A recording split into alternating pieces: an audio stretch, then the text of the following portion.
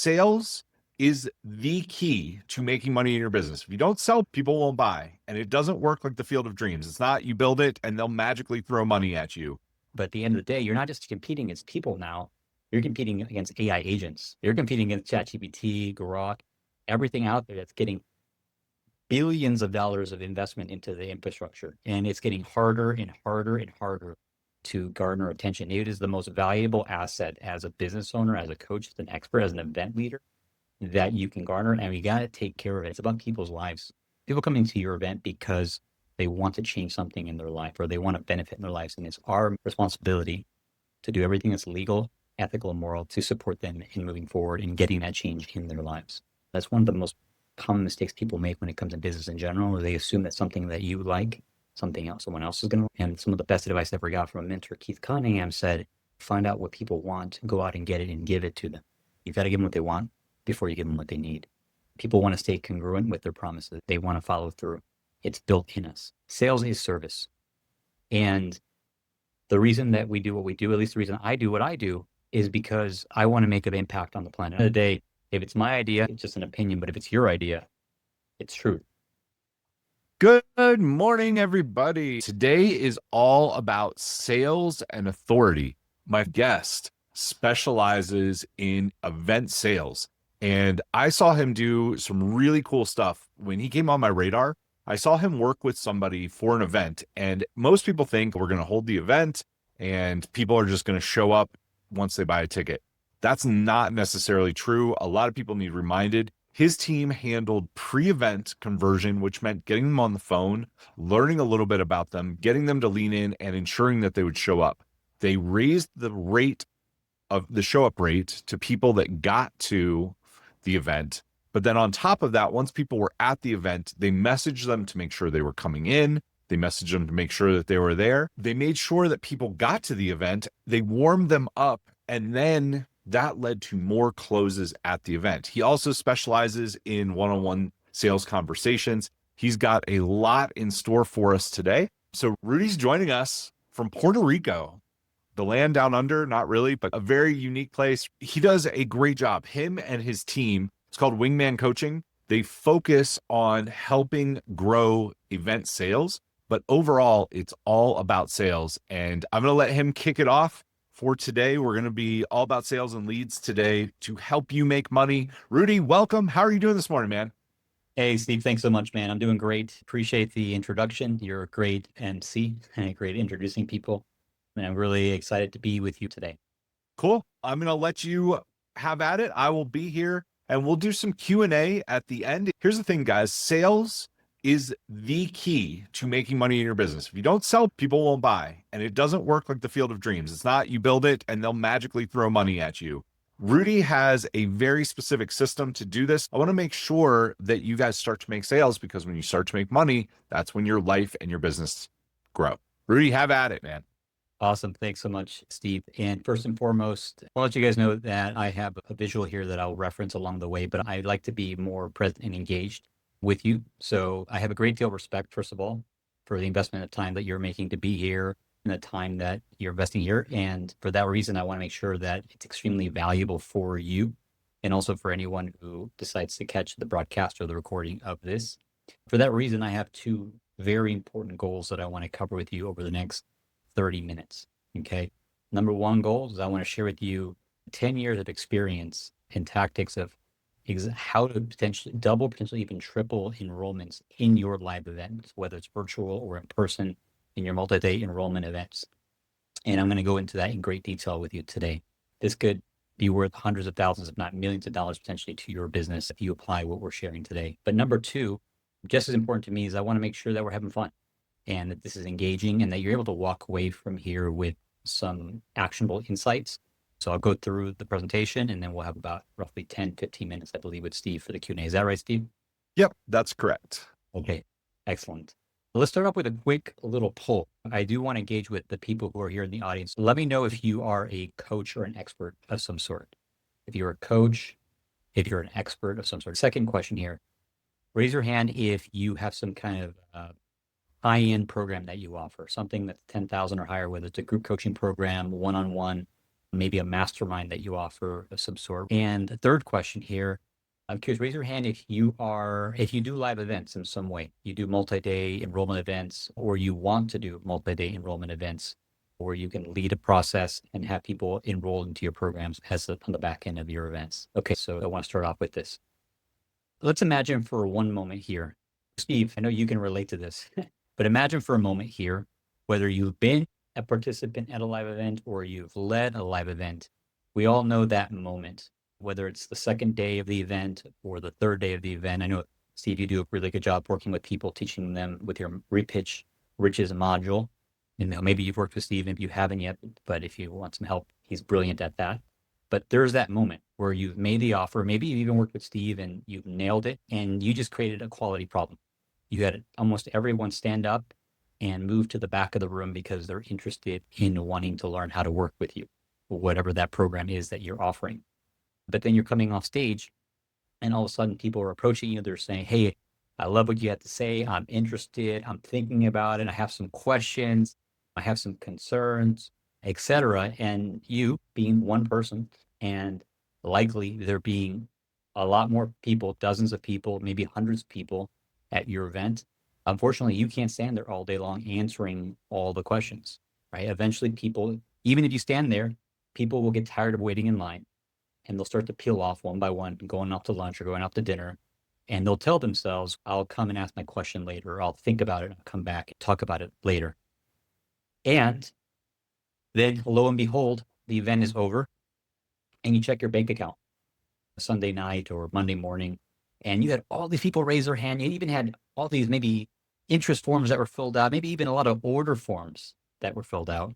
But then you look in the bank account and you're like, holy smokes, our projected sales were a certain level, but the reality is our bank account's not reflecting anything near what we thought we did. And then you still have bills that are due for the hotel if it's an in-person event, or the expenditures. If you're doing a virtual event, there's still other expenses. And it becomes a heavy burden. And all of a sudden, you're tired because you had to promote this event, run this event, and now you have to jump on the phone to try to do the follow-up in order to try to capture that interest of people that were at your event. And that's the last thing you want to do on a Monday morning after an event, isn't it, Steve? Yeah, yeah. And notice how people, the further and further you get away from the event, the harder it is to get people on the phone, and the harder it is to get them to say yes to join your program. So that right there, I'm actually going to give you a visual here because I'm realizing that using my visuals. Yes, let me give you a visual here because I like this. All right. All right. Here's the topic of the subject: how to multiply your event conversion, since this is the Conversion Summit. And I'm going to talk about the hidden leverage behind top tier enrollment events, which we're getting into right now. One quick thing that I want to hit on, and I think this is a perfect point to transition here. We are in the age of distracted buyers. And what I mean by that is there's about roughly 8 billion people on the planet, 8.1, 8.2 billion, depending on what source you reference. And if you think about how many waking hours that is, that's about 16 hours a day. Do a little math. Pull out your calculator, run the math. 8 billion roughly times 16 hours a day. That's about 130 billion hours of attention that's available each day for you as a coach, you as an expert, you as a business owner, that you're competing for to get people's attention and to help them with the program, especially when it comes to their live event. You need to get them to say yes to your event and then show up to your event and then stay there and stay in the room and then eventually join your program, etc. So you're competing not just with other event leaders or other experts, but at the end of the day, you're not just competing against people now, you're competing against AI agents. You're competing against ChatGPT, Grok, everything out there that's getting billions of dollars of investment into the infrastructure. And it's getting harder and harder and harder to garner attention. It is the most valuable asset as a business owner, as a coach, as an expert, as an event leader that you can garner. And we got to take care of it. You have to treat it like a fragile package. It is the most valuable asset that we have today. Coming back to the event, if you've done the heavy lifting, the hard and heavy lifting of promoting an event, filling a room, getting people to show up, getting people to do the work, making your offer, having them express interest, that was hard. Now, the worst part is you've done all that hard work, and all of a sudden, you start to run into what's called the law of diminishing intent. Minutes start going by, hours start going by, days start going by from when you made your offer, when you invited them to join your program. And with every hour that goes by, the likelihood that you're going to have a meaningful conversation that could lead to them joining your program goes down exponentially. In fact, there was a study that was done by the Harvard Business Review. This is a reputable publication. It was done in 2011 on the subject of the response time of online leads. And I just threw a lot of numbers at you here real quick, but simply put, they went out and they surveyed just over 2,200 US companies, B2B, B2C. I think the number was 2,241, exact 2,241 companies. And they figured out how quickly these companies are responding when people are expressing interest to work with them. There was a good number. About 586 were quick to the response, about under 5 minutes. But what they also found is that a large percentage of companies, in fact, about 24% of the companies waited at least 1 hour, anywhere between 1 hour and 24 hours. And 23% didn't even reply at all. So 24% of companies wait at least 24 hours and 20% don't even respond at all. What does that mean to you? How does that translate to you as a business owner, as a coach, as an expert, as an event leader, as a mastermind leader? The bottom line is they did a secondary study. They said they discovered that the likelihood of that participant who expressed interest in your program or your offer for the business of having a meaningful conversation with them that could lead to a transaction or a sale, if you waited 1 hour, it went down by as much as 7 times. So if you responded within an hour, it was 7 times higher. After an hour, 7 times lower. But it got dramatically worse. Waiting just 24 hours decreased the likelihood of engagement, conversion by as much as 60 times. Percentage-wise, that's a 6,000% decrease in the probability that you're going to be able to sign that person up as a client and help them change their lives, bring them into your program. Because I know that's why you're here as an expert, as a coach, as a mastermind leader, is at the end of the day, you want to make a living making an impact for another human being. Can you relate to this? Yeah, perfect. Okay. Briefly here, I want to just introduce myself. Steve, you did a great introduction, but I'll just, not just myself, but our company, our firm. So who we are, we're a company known as Wingman. We've been in business for over 10 years in various forms and for support. And in those 10 years, we partnered with dozens of experts and event leaders in supporting them, providing world-class sales support services at events to help them enroll participants into their programs. So specifically, as I mentioned, over 10 years, we've enrolled over 10,000 people into various coaching programs, mastermind programs, et cetera. And we supported our partners in collecting over $50 million into their bank account, into your bank account potentially. And it has been very common for us to do anywhere between $250,000 to over $2 million in a single weekend with our partners along the way. Now, that's a little bit about the business. Me personally, the short background on me is you'll see a plane here. This is called the P-3 Orion. It's an aircraft of the U.S. Navy that was retired a few years ago. I was a naval aviator prior to doing this, running Wingman, and I had a 10-year career in the Navy. I attended the U.S. Naval Academy, graduated in 2008, and went on 2 deployments, and this was the airframe that I flew, the P-3 Orion. I was able to take the lessons that were learned from those 10 years of experience with leading teams, building systems, building processes, making decisions in high risk, high stress situations, environments like flying over the water at 500 feet or patrolling the airspace between North Korea and South Korea, or the airspace along Iran, when you have to stay within a certain parameter along the airway, otherwise be at risk of an international incident. I've taken those lessons and I've applied them to enrollments at live events, because as I mentioned before, all of that work that you do to make an event possible, it's a high stakes situation. Steve, would you agree with me that it's a pretty high stakes situation, right? There's a lot on the line there when it comes to. Yeah. If you're holding a live event like Live in Room, you've got at least probably 50 to 100 grand invested before you make any sales. If it's a bigger event, we look at like usually somewhere between 500 to 800 per butt in seat. So if you have 100 people, it's 80 grand before you've made a penny. And that's like the bare minimum. Most people spend a lot more than that because they don't have their marketing dialed.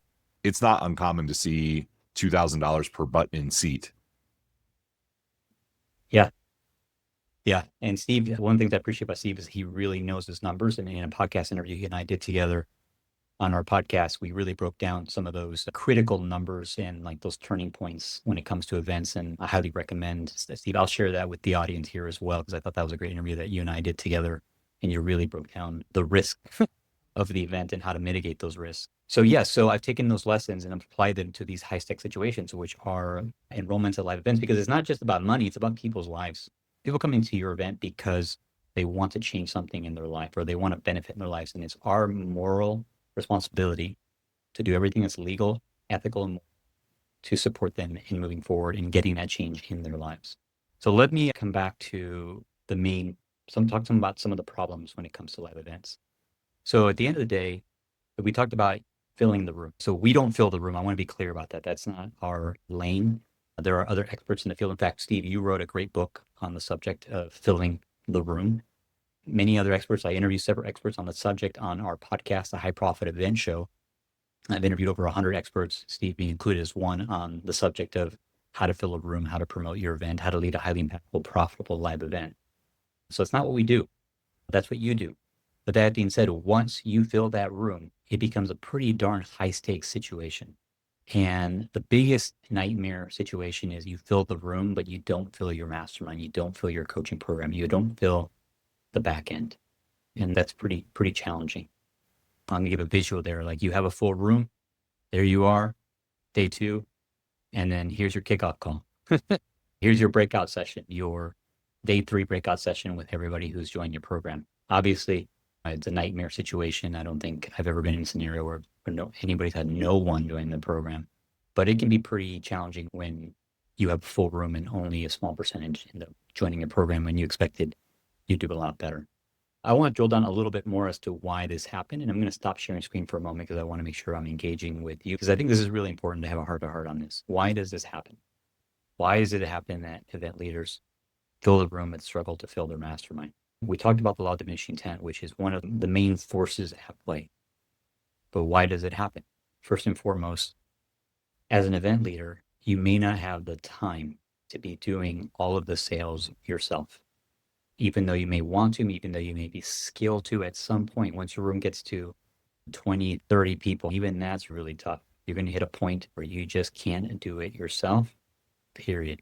And doing the follow-up, it will take you days, weeks to try to do it. And the law of diminishing intent is going to work against you dramatically. So you don't have the time or the bandwidth to do it because you need to do what you want to do, what you do best, which is leading the event, setting the stage, creating the culture, making sure that people are getting the results that they attend your event to get. Number 2, even though you may or may not have the time, oftentimes event leaders don't want to do it. It's not their desire to do the sales themselves, even if they have the skills. I worked with one person who was Grant Cardone's main sales guy for a number of years. He knew how to sell, but at some point, you get to a point in your business where you just don't want to do it. You want someone else to do it, is skilled and reliable, and can give you a predictable, repeatable result or outcome. As at some point, the desire is not there, and that's okay. You, as a business owner, as an event leader, you're constantly wanting to work your way up the ladder and focus more and more on leadership aspects of your business and less on tactical things. And number 3, even if you have the time, even if you have the desire, you might lack a system. You might lack a proven system and process designed to get you a predictable outcome. I've worked with several people who have been one-hit wonders, or one event they do a ton, the other they don't do as well. And oftentimes it's because they lack like a systemized way to do it, because without a system, there's no way to know what works and what doesn't work. There's no way to know where the opportunities and where the leaks are. You got to have something that works like a machine, like an aircraft. That P3 Orion I shared with you on that photo, you better believe that is multi-million dollar system that had a manual this thick, and I had to literally memorize like a portion of that manual word for word in order to fly that thing. It's a system, and that's what's required to keep a high stakes situation on the rails, keep it from going off the rails. So oftentimes it's one of those three things that causes the events to be full, but the masterminds not to be full. So that being said, there is good news. There is a solution. You don't have to do this on your own. There's a proven system that we've developed to call it the Event Conversion Flywheel. I'm going to give you a visual on that right now. And this is where I'm going to give you some of the tactical nuts and bolts of what you can apply. So before an event, have you ever heard the expression that preparation, luck is when preparation meets opportunity? Oftentimes event leaders and experts forget the importance of preparation when it comes to sales. You prepare your content, you prepare your marketing, but how often do you prepare like the sales plan outside of maybe your pitch? And unfortunately, sometimes people don't even prepare their pitch before their event or their offer. And Steve, I know you've seen that. You help people make sure they get that done before they hit the stage. And I'm here to tell you that the key to having a successful conversion at your event, majority of it is the preparation, is the work you do in advance. So in our system, there's things we do before, there's things we do during the event, which is obviously is the critical, it's one of the most critical components. But then there's after the event, there's a post-event process that is also critical. And ultimately, if you're running a business, hopefully you're running your events like a system, and you're going to do it again. You're going to repeat the system. You're going to take note of what worked, what didn't work, and you're going to keep making it better. And you're going to do it again. That's why I put that arrow back after to before, because it becomes a feedback loop on improving the process for the next event. So let me go ahead and go into specifics. So here are a few core systems of the event. As I was saying, you go back. Before the event, one of the key challenges that people deal with, as Steve, you said this in the beginning, is you make the assumption that somebody buys a ticket, all of a sudden that they're going to be at your event. Not true. Depending on how much they paid and where they're coming from, whether it's virtual or in person, there's all of these variables. In my 10 years and having supported over 100 events, I have not one time seen an event where every single person who bought a ticket and registered showed up to the event. Not one time, not a single time. In fact, I see oftentimes the show up rates for tickets that are about $100, roughly, maybe a couple $100. Maybe it's virtual. It tends to be somewhere in the ballpark of as low as 50% to maybe 70% ish, maybe 80%, depending on if they're doing some pre-event confirmation calls, etc. And so that's one of the key steps that we emphasize. If you're doing an event, hopefully it's not you, because you probably have a lot of other things on your plate. Taking the time to call your registrants and confirm that they're coming to the event. Ask them why they're coming. Document what inspired them to want to attend your event. What are their expectations? What do they hope to get out of your event? So it's not just, hey, are you coming? No, it's what do you want to get out of it? In fact, a core part of our system is we'll call on, do our best to confirm as many people as practical prior to the event, but we also will do a cross-section interview of at least 7 to 10 people who are coming to have a better, a deeper understanding of what are the challenges, the struggles, the concerns that people are dealing with. And we'll create a summary of those interviews to figure out, hey, how do we customize our messaging, our offerings, our process to really make sure we're serving the people who are coming and not making assumptions about what they want or what they don't want. That's one of the most common mistakes people make when it comes to business in general. They assume that something that you like, something else, someone else is going to. And some of the best advice I ever got from a mentor, Keith Cunningham, said, find out what people want, go out and get it and give it to them.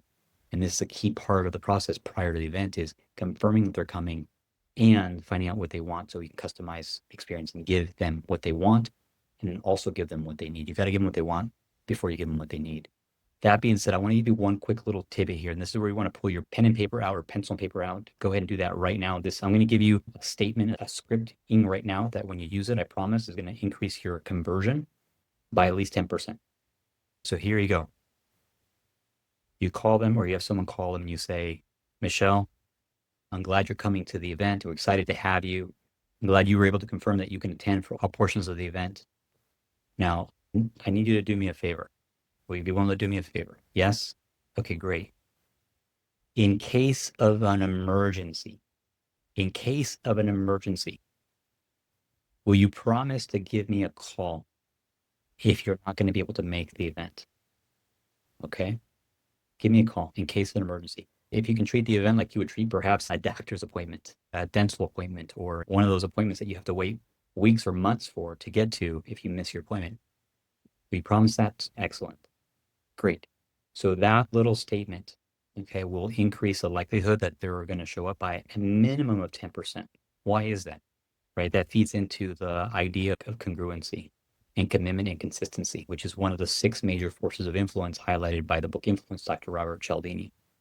People want to stay congruent with their promises. They want to follow through. It's built in us. The little thing, I want to give you that little scripting, but it goes a super long ways. Let's make the assumption that you've done your confirmation calls. Now the event's actually happening. One of the key things that's important for the live event is having someone that can meet with the participants individually, one-on-one, not after the event, during the event. I recommend at least 20 or so minute consult, maybe as many as 45 minutes, depending on your preferences and the attendee preferences, but to do a consultative based discovery session with them to understand where they're at, what they're looking to accomplish, what challenges they have, and ideally to be able to bridge the gap between where they're at in your program, because not everybody has the same problem. And when you can customize your program to where they're at, it goes a long ways. One quick thing I want to mention as a bridge between pre-event and the event itself. One of the common problems people have, even if they go about doing this and you have a team at your event, oftentimes trying to get people to book those appointments and show up to those appointments becomes a huge logistical challenge. And so you want to use the pre-event preparation process to go ahead and book those appointments in advance of the event. And then you want to frame those appointments properly during the event, at the beginning of the event, ideally before at the end of the first session, before the first break, to make sure that people understand the value of those sessions and it's framed properly and that the authority is passed from you as an event leader to whoever they're meeting with properly. This is really critical. Call it the introduction. I won't go into the details of that here, but I can answer that in the Q&A if needed. Now, these one-on-one sessions are happening throughout the event. You're warming people up. You're priming people for the offer. I encourage events to frame their offers as an application process, application and qualification process. Why is that? Because one, you as an event leader, you want the right fit people in your program. You don't just want somebody who's going to throw the money at you, because oftentimes their expectations might be off, or they just may not be the culture fit that you're looking for. So having a 2-step process where they fill out an application, ideally submit a deposit, and then sit down, review an application, and have a meaningful conversation, either with you or you and a member of your staff, to go through it and make sure that they are in fact a fit. Now, the benefit of this is that if someone is moving through this process, they're actually selling themselves on why they should be in your program versus you trying to sell your program to them. It becomes a mutual fit situation. And it just goes a long ways from reducing buyer's remorse, chargebacks, refunds, bad mouthing, bad apples, etc. And all it takes is one bad apple to ruin the bunch. We've all heard that metaphor, that expression.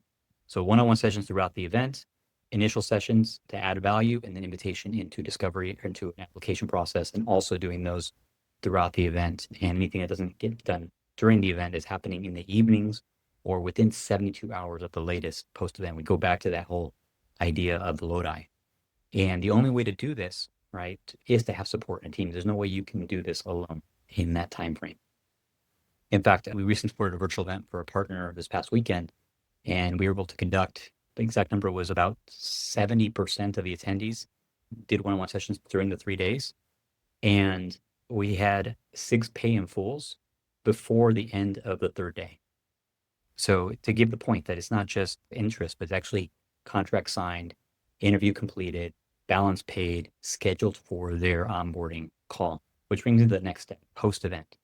So having someone express interest and say, I'm going to do it, is totally different from somebody signing a contract, paying their balance in full, being scheduled for an onboarding call.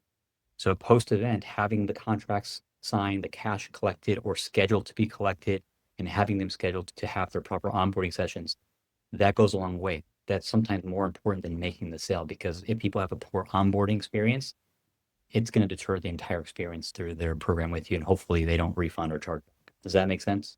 There's a lot more in the nuances, but the other key thing is post-event, do a debrief. Sit down, capture what worked, what didn't work, what you could do differently. Those are 3 critical questions. We could talk a lot about how to go about doing that, and track your numbers. One of the key things we do is we hire data scientists to contracts with us, and we build dashboards for our partners, and we track the core numbers, KPIs, and critical drivers for an event after event so we can see the trends and changes over time. Without knowing those numbers, there's no way to know how you can improve your next event or where the event the rails. So I'm going to land the plane here real quick. Result snapshot. A couple quick things I'm going to share. I promised you how to double your live event. I'm going to show you how to double the result of your live event. Basically put, if you look at 3 key indicators, let's see the show up rate. If you can improve your show up rate using pre-event confirmation calls by 30%, that's 91% show up rate. If you can improve the people that apply for your program by having it properly positioned and doing one-on-one sessions during the event, that can increase your conversion rate from 20% to 26%. That's a 33% increase. And ultimately, if you can turn those promises into cash and actually collect the cash, it can go from a 70% cash collection to a 91% cash collection. When you multiply that 30%, 30%, 30% increase, okay, what do you think that is? That's not 90%. That's not 99%. That's over 100% improvement if you actually multiply that. And that's what's possible when you run it like a system. A couple quick things I'd share here, just a couple quick case studies of people we worked with. Tiamo De Vittori, he had never hired a team before, and he loved working with us. And at the end of his virtual event, it was profitable. He had 16 people in the program, most of them fully committed, most of them fully paid. Another person we worked with, Sage Levine. She ran a 500-person women's event, trusted us to support her. She had hundreds of coaching corner sessions booked even before the event started, and she saw up to 20% uplift in her sales at her event. So what does that mean for you? If you're watching this and this is something that calls to you, you want to learn more about your event and how you can optimize sales at your coming event. Maybe you're doing one in the next 3 to 6 months. This could be for you. If you're targeting to have more than 50 people at your event, then you're going to have the problem of the law of diminishing intent. This could be for you. And we do ask that you've done at least one event, because without having done one event, there's no baseline for us to optimize and build off of. At the end of the day, our system is what helps you stop chasing clients and start converting that momentum. And my gift to you is if you'd like to have a one-on-one 20-minute audit of your event to discuss your next event, scan the QR code. There, you'll take you to my booking page. In true fashion to the lesson here, you're going to see times that are scheduled available for later today. Yes, today and tomorrow morning at the latest. If none of those times work for you, schedule any one of them. You'll get an email notification. Just reply to that email notification, letting us know, and we'll work with you to schedule a time that does work for you. It's been a pleasure being with you here today, but I want to wrap up with one quick thing. So why do we do this? Why do we do what we do?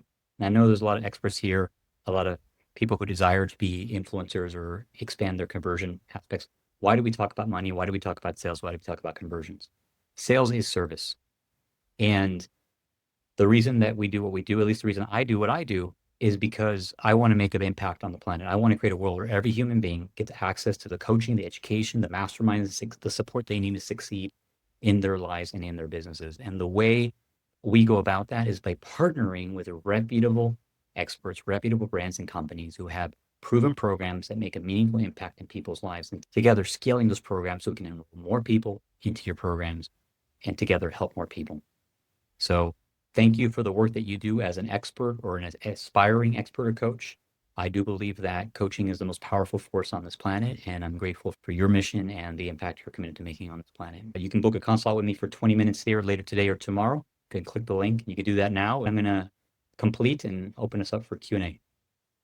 Oh, Rudy, that was awesome. I always learn things from people when I have conversations. It's one of the reasons I love podcasts and I love doing things like this. I love I'm going to call it the dentist script. Hey, can you just call me if you're not going to be able to make it? And then actually following up with people. It's a great little tidbit. I also know that you are very high quality in what you do.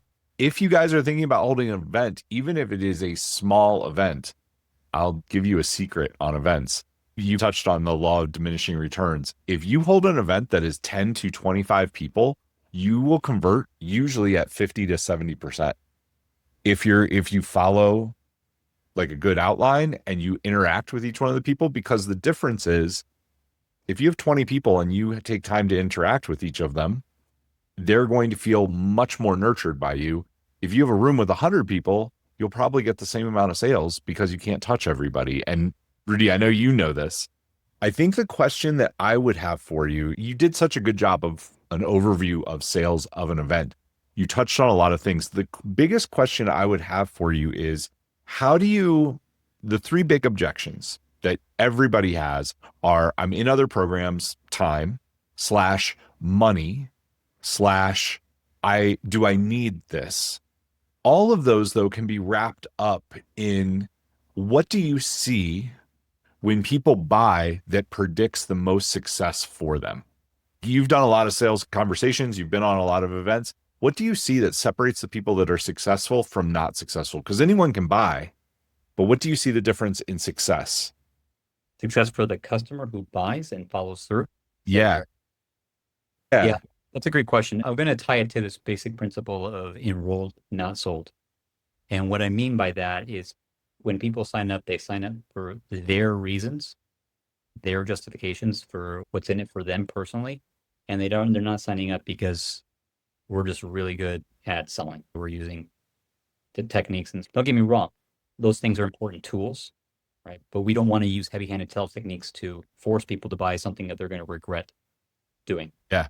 At the end of the day, if it's my idea, it's just an opinion, but if it's your idea, it's truth.